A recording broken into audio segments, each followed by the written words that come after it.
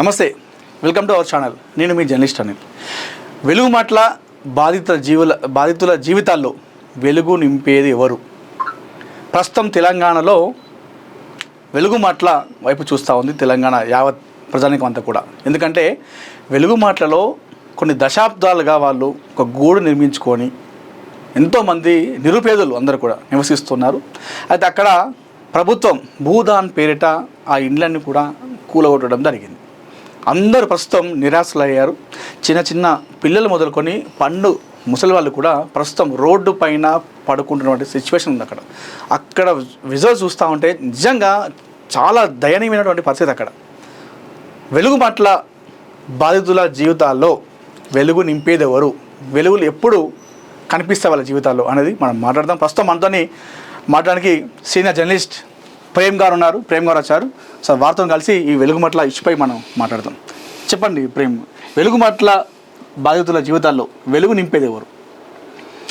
అనిల్, ఒక విషయం, మనకు వెలుగుమట్లకు సంబంధించి మనం ఒకసారి ఈ మొత్తం కూడా ఈ ఎపిసోడ్ చూస్తే ప్రభుత్వం చేపట్టిన కార్యక్రమాన్ని ఇలా వ్యతిరేకిస్తానికి పెద్దగా ఏం లేదు. ఎందుకంటే ఏ రాష్ట్రమైనా ఏ దేశం కావచ్చు, మనం చూస్తున్నాం ఇండియా నుంచి థాయిలాండ్ పోతున్నారు, ఇక్కడ నుంచి బ్యాంకాక్ వెళ్తున్నారు. అంటే అక్కడ పర్యాటక రంగం బాగా అభివృద్ధి చెందింది కనుక. సో మన దేశంలో పర్యాటక రంగం అభివృద్ధి చెందడం వల్ల ఇతర దేశాలకు సంబంధించిన కరెన్సీ రావటం, ఇతర దేశాలకు సంబంధించిన ప్రజలు రావటం, ఇవన్నీ జరుగుతాయి. కానీ ఇక్కడ సమస్య ఎక్కడ వచ్చిందంటే, ఏదైతే ప్రజలు నివాసం ఉండే గూళ్ళు ఏవైతే ఉన్నాయో ఆ గూళ్ళను చెదరగొట్టడంతో సమస్య ప్రారంభమైంది. నిజంగా ఒక 500-600 ఇండ్లు మనం ఈ ఫొటోస్ చూస్తే గుండె తరుక్కుపోద్ది. మన ఇంటి ముందర ఉన్న చిన్న గుడిసె కాలిపోతేనే మనం అయ్యో పాపం అని వానికి బియ్యం ఇస్తాము, లేదంటే చింతపండు ఇస్తాము. ఆ గల్లీలో ఉన్న వాళ్ళంతా ఏదో ఒక సాయం చేస్తారు. ఇప్పుడు ఈ 500-600 కుటుంబాలు ఇక్కడ మొత్తం నాశనం అయిపోయినాయని చెప్పుకోవాలి. నాశనం అయిపోయినాయి కాదు, ప్రభుత్వం నాశనం చేసింది. సో మరి ఇక్కడ సోర్స్ లేదా? ఈ 5,000 కోట్లు ఖర్చు పెడతానికి ప్రభుత్వానికి స్కోప్ లేదా తెలంగాణ మొత్తంలో? అంటే అనేకమైన స్థలాలు ఉన్నాయి. ఓకే, ఇక్కడ పాపం పిల్లలు ఉన్నారు. ఇలాగ నువ్వు చెప్పినట్లు రేపు ఈ నెల అంటే వచ్చే నెల మొత్తం పెళ్లిళ్ళు ఉన్నాయి. అందులో కొంతమంది పెళ్లిళ్ళు కావాల్సిన వాళ్ళు కూడా ఉన్నారు. ఆల్రెడీ పెళ్లి పత్రికలు కొట్టించుకున్న వాళ్ళు కూడా ఉన్నారు. సో సాఫ్ట్వేర్ ఎంప్లాయీస్ ఉండరు, దేశానికి సేవ చేసిన ఎక్స్ సర్వీస్ మెన్లు కూడా ఉండరు. సో వీళ్ళందరినీ ఇలా ఎవడు బాగు చేయాలి? వాళ్ళ బాధను ఎవడు అర్థం చేసుకోవాలి? అరే ఉత్తిగానే ఇప్పుడు వెలుగులు నింపేది ఎవడు అంటే ఎవడూ లేడు.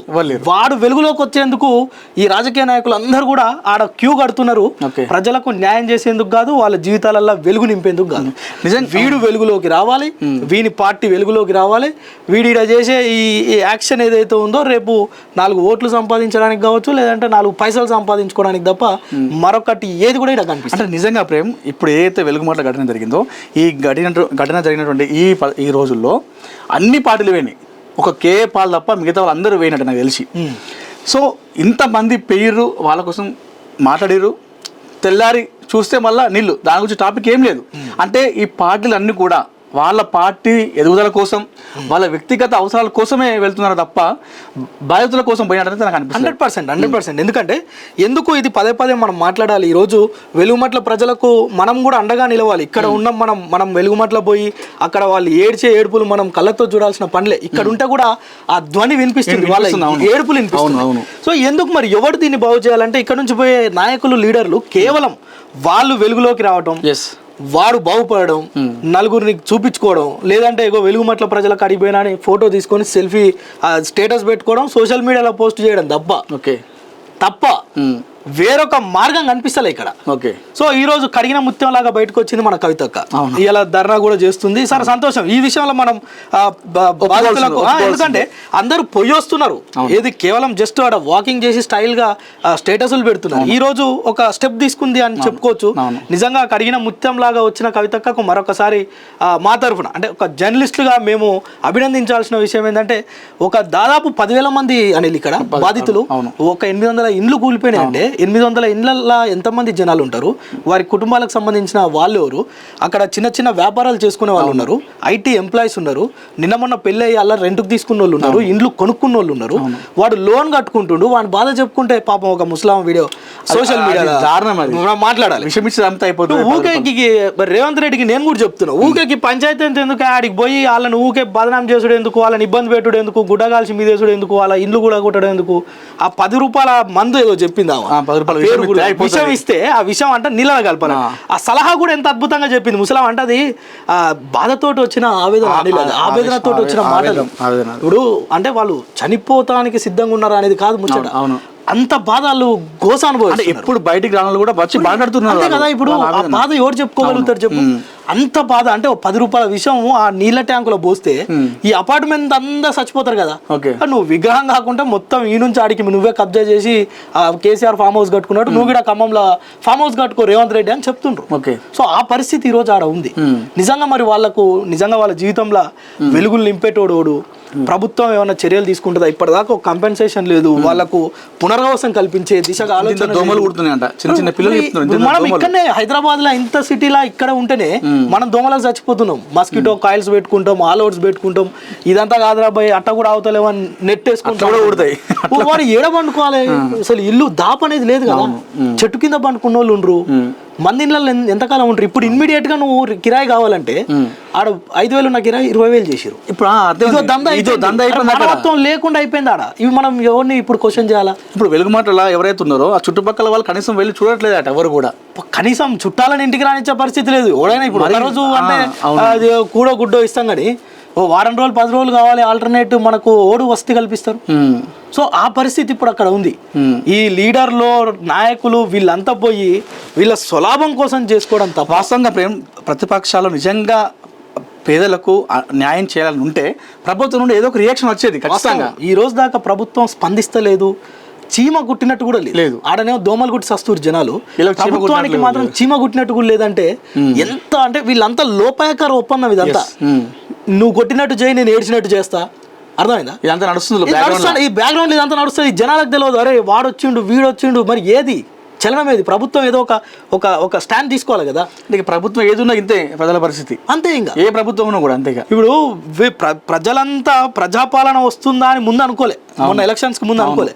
కానీ ప్రభుత్వం తెలంగాణ తెచ్చిన కేసీఆర్ ను సైతం ఫామ్ హౌస్ కి పరిమితం చేసి ప్రజలు. రేవంత్ రెడ్డి ఒకటి గుర్తుపెట్టుకోవాలి. ఇక్కడ మేము ఒక జర్నలిస్టుగా వెలుగుమట్ల ప్రజలకు మేము కొంత భరోసా కల్పించడంలో నీకు ఒక విషయం చెప్తున్నాం బిడ్డ. ఈ తెలంగాణ రాష్ట్ర ఉద్యమంలో కేసీఆర్ నిజంగానే సావు నోట్ల తలకాయ పెట్టిండో లేదో జనాలందరూ చూసిరు. ఎట్ ద సేమ్ టైం మనకు తెలంగాణ వచ్చింది. తెలంగాణ తెచ్చిండు బాపు అంటున్న జనాలే ఇలా ఫామ్ హౌస్కి పరిమితం చేసిరు.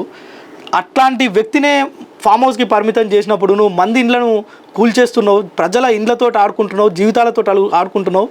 నిన్ను ఫామ్ హౌస్ కాదుగా, నీ తర్వాత సర్పంచ్ కూడా గెలిచే పరిస్థితి ఉండదు నీకు. రాష్ట్రానికి నువ్వు ఖచ్చితంగా శ్రీశ్రీ ఒక విషయం చెప్తాడు. మనకు ఎవడైతే విత్ ఇన్ ద వాల్స్ మోసం చేసేవాడు ఉంటాడో వాడిని తరిమేయాలి ఇక ఊరు నుంచి. సేమ్ రేపు పరిస్థితి రేవంత్ రెడ్డి కూడా గట్టిన అయితే మనోడు మనకు మోసం అయితే పాత్ర పెట్టాలి. అంతే ఇక పాత్ర పెట్టే పరిస్థితి వస్తుంది రేపు. బయట అంటే పంపిస్తారు బయటికి, కానీ ఇంట్లో కదా ఇడు వీళ్ళు పాత్ర పెడతారు. అంటే మామూలుగా ప్రేమ్ కాంగ్రెస్ పార్టీ అంటేనే ఇల్లు ఇచ్చే పార్టీ. మనకు ఇల్లు ఇచ్చేదంటేనే కాంగ్రెస్ పార్టీని గుర్తొస్తుంది. మరి ఎందుకు కాంగ్రెస్ పార్టీ ఇట్లా ఇల్లు కూలగొట్టడం? అంటే ఇది వాస్తవంగా కొంతమంది రేవంత్ వెనకాల ఈయన రేవంత్ ఒక షాడో సీఎం కానీ మొత్తం చంద్రబాబే ఉన్నాడని చెప్పేసి చాలా మంది చెప్తాను. ఇందులో వాస్తవం ఉందా? చంద్రబాబు ఉన్నాడా లేడా అనే విషయం కనుక మనం పక్కన పెడితే ఇది ఒక అనైతికమైన ఆలోచన అనేది మాత్రం అవును. అంటే ముఖ్యమంత్రికి అవగాహన లేదా, లేదంటే ఇది ఇంకోడన్నా ప్రోత్సహిస్తే చేసిండా? ఇది ఇంత అనైతికమైన ఆలోచన చేయడం అనేది మాత్రం నిజంగా ముఖ్యమంత్రికి ఫ్రేమ్ లో నేను చంద్రబాబు నాయుడు తెచ్చి ఇక్కడ లీడర్ ని చేయడం తప్ప చాలా మంది వాస్తవం అంటే ఆరోపణలు ఉన్నాయి. షాడో సీఎం గా రేవంత్ ఉన్నాడు, ఆయన వెనక ఇంకోడు పని చేస్తున్నాడు అనేది ఆరోపణలు ఉన్నాయి. సరే మనకు అంటే ఒక పూర్తి స్థాయి క్లారిటీ లేని విషయాన్ని మనం ప్రజల మీద రుద్దొద్దు. సో ఇక్కడ ప్రజలు మాత్రం తీవ్రమైన ఇబ్బందులు, తీవ్రమైన గందరగోళమైన పరిస్థితి ఉంది. ఈ విగ్రహం పెట్టకపోతే ఏమైనా రాష్ట్రం కూలిపోతుందా అంటే ఏం కూలిపోదు. కానీ దీనికి ఆల్టర్నేటివ్ సోర్సెస్ ఉన్నాయి కదా, చాలా ప్రాంతాలు ఉన్నాయి. నువ్వు మూసి ఆయకట్టు మొత్తం ఇక్కడ నుంచి ఏడ స్టార్ట్ అయిన కాంచి మొదలు పెడితే ఖమ్మం దాకా నీకు చాలా పాయింట్స్ ఉన్నాయి.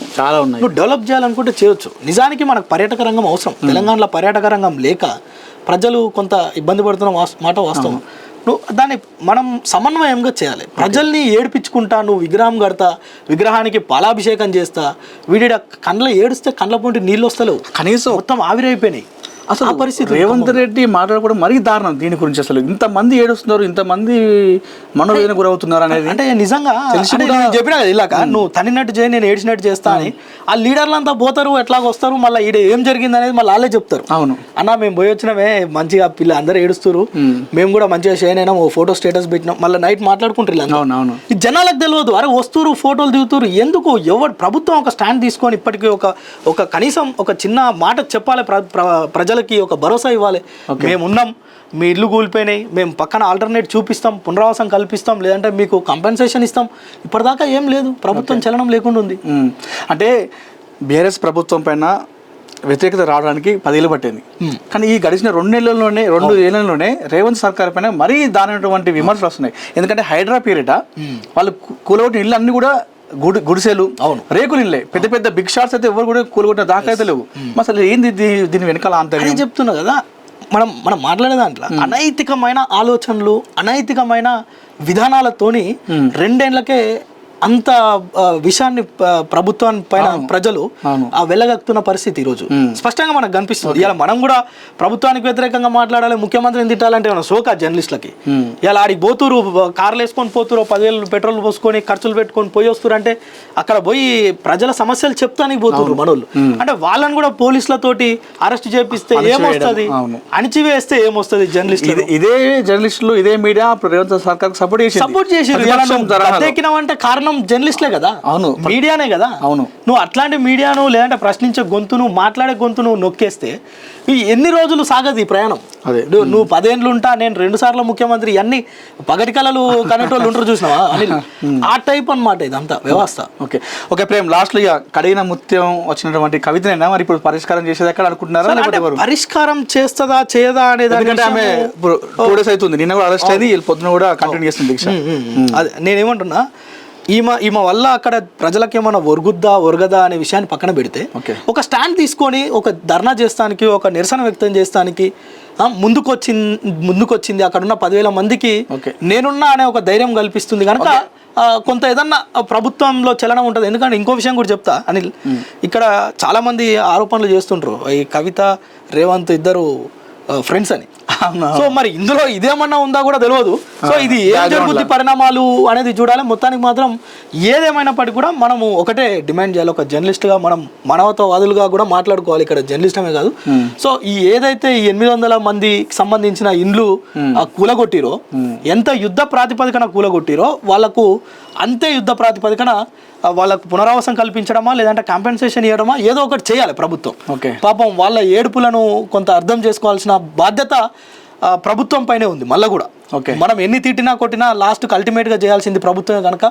సో మనం కొంత సున్నితంగా చెప్పేది ఏంటంటే రేవంత్ సర్కార్లో ఉన్నావు కనుక కనీసం ఆ ప్రజల గోడును విని ఒకసారి బయటకు వచ్చి వాళ్ళకు చిన్న భరోసా కల్పించే మాట చెప్తే కనుక కొంత ఉపశమనం అరే రేపు ఇలా జరగలేదు, రేపు ఏదైనా మంచి జరుగుద్దేమో అనే ఆశ ప్రజలకు ఎట్లుంటది అని.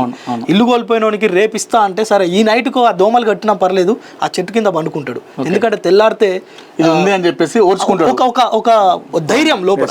సో అది జరగాలనేది మాత్రం మనం గట్టిగా ఆకాంక్షిద్దాం. ప్రభుత్వానికి కూడా అదే సూచన. ఒకవేళ ఇది కనుక జరగకపోతే మాత్రం రేపటి రోజున కాంగ్రెస్ నాయకులు కావచ్చు, అదేవిధంగా కాంగ్రెస్ పార్టీ బయట తిరిగేటువంటి పరిస్థితి అయితే ఖచ్చితంగా కనిపించవు.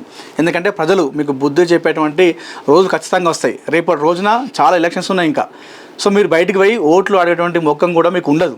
సో దయచేసి రేవంత్ సర్కార్ అదేవిధంగా నాయకులు దీనిపైన ఒకసారి ఆలోచించుకొని వెలుగు మాటల నిరుపేదల ఎవరైతే ఉన్నారో ప్రజల గురించి ఆలోచించి వారికి ఏదో ఒక మీ తరపున ఆసరగా ఏదో ఒకటి చేయాలని చెప్పేసి మా జర్నలిస్టుల తరపున మేము కోరుకుంటా ఉన్నాం.